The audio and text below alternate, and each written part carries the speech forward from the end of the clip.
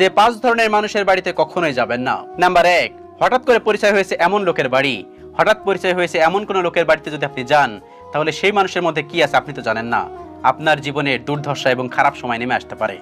খাবারের ভিতরে কিছু একটা মিশিয়ে দিতে পারে, আপনাকে খারাপ কিছু করতে পারে। সেজন্য সাথে সাথে পরিচয় হয়েছে বা এক্ষুনি পরিচয় হয়েছে এমন মানুষের বাড়িতে কখনোই যাবেন না। নাম্বার 2, যারা অতিথি অপমান করে এবং খাওয়ানোর পর খোঁটা দেয়, এই মানুষদের বাড়িতে কখনোই যাওয়া উচিত না। আপনি কারোর বাড়ি দাওয়াত পেয়েছেন, আপনি খাওয়া দাওয়া করে চলে এসেছেন, তখন যদি অন্য কোনো মানুষের মুখে আপনি এই কথাটা শোনেন যে আপনাকে ওই মানুষটা ভালো মন্দ খাইয়েছে, আপনার এই খোঁটা দিয়েছে, ইটি যে কথা বলেছে, তখন আপনার খারাপ লাগাটাই স্বাভাবিক। সেজন্য যে মানুষটা অতিথি অপমান করে এবং খোঁটা দেয়, সেই লোকের বাড়িতে কখনোই যাওয়া উচিত না, দাওয়াত পেলেও যাওয়া উচিত না। আর সবসময় দাওয়াত পাওয়ার আগে ভেবে দেখবেন সেই মানুষটা হারাম খায় না হালাল খায়। যদি হারাম খায় তাহলে তার বাড়িতে কখনোই যাওয়া উচিত না, এই কথাটা সবসময় মাথায় রাখা উচিত। নাম্বার 3, যারা স্বার্থ নিয়ে চলে, স্বার্থবাজ মানুষদের বাড়িতে কখনো